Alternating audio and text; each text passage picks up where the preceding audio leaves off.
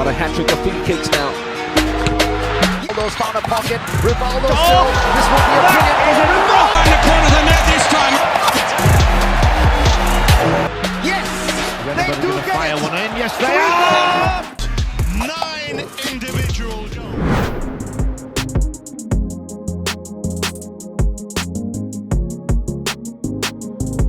Bahwa Timnas Indonesia sudah menunjukkan progres signifikan, terlebih saat Sintayong menangani Timnas Indonesia. Beberapa kekuatan Timnas bisa termaksimalkan dengan cukup baik. Namun masih menjadi misteri, mengapa Indonesia kekurangan striker lokal yang tajam? Kini Fairplay Space akan menyajikan beritanya sebagai berikut. Timnas Indonesia sudah cukup lama tidak punya penyerang tajam yang performanya konsisten. Beberapa nama sempat mencuat tetapi kemudian tenggelam lagi. Ex-penyerang Timnas Indonesia Budi Sudarsono punya pendapat soal situasi itu. Piala AFF 2020 menyisakan catatan untuk Timnas Indonesia.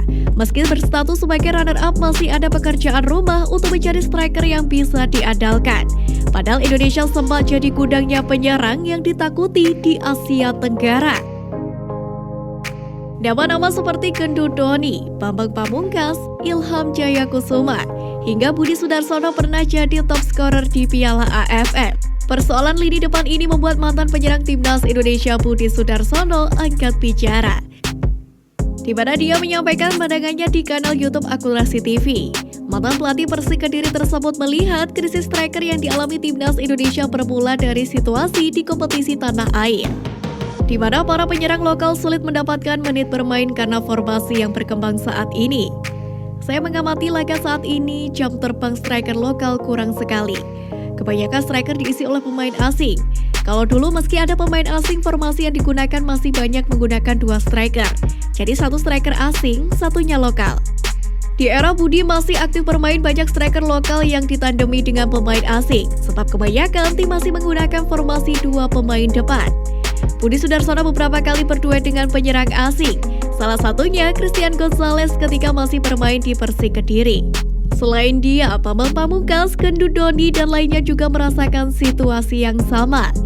Namun di era sekarang, tren formasi 1 striker di klub yang membuat masalah bagi Timnas Indonesia, sehingga lebih banyak penyerang sayap yang muncul ketimbang striker murni.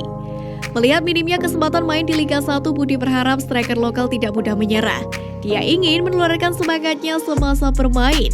Sebagai penyerang lokal, dia selalu tidak mau kalah di lapangan. Saya juga jarang bertahan di tim dengan waktu agak lama. Saya sering pindah untuk membuktikan bahwa dimanapun bermain saya bisa tampil bagus, siapapun tandemannya, tegasnya. Sementara itu, Samsul Arif juga ikut angkat bicara soal minimnya opsi striker untuk Timnas Indonesia. Selama beberapa tahun terakhir, tim Merah Putih memang melakukan banyak pergantian pemain sebagai ujung tombak. Di mana saat ini, Timnas Indonesia arahan Sintayong mungkin masih punya Ezra Walian, Dedi Setiawan, atau Kusedia Haryudo. Tapi mereka pun tidak menjadi mesin gol andalan di Piala AFF 2020 yang digelar Desember 2021 silam. Senada dengan Budi Sudarsono, Samsul Arif menyebut hal ini tidak lepas dari dampak kompetisi Liga 1. Klub-klub kontestan biasanya merekrut striker asing yang jadi ujung tombak tim, di mana dalam formasi 4-2-3-1 atau yang sejenisnya hanya 1 slot striker di skuad inti. Akibatnya tidak ada lagi striker lokal yang mampu tampil sebagai bintang dan konsisten setiap musimnya. Di masa lalu, kompetisi domestik memiliki sosok Bambang Pamungkas, Roci Putirai, Kurniawan Dwi Yulianto, dan kawan-kawan, yang akhirnya menjadi andalan Timnas Indonesia. Lalu bagaimanakah menurut kalian tentang minimnya penyerang lokal di Indonesia?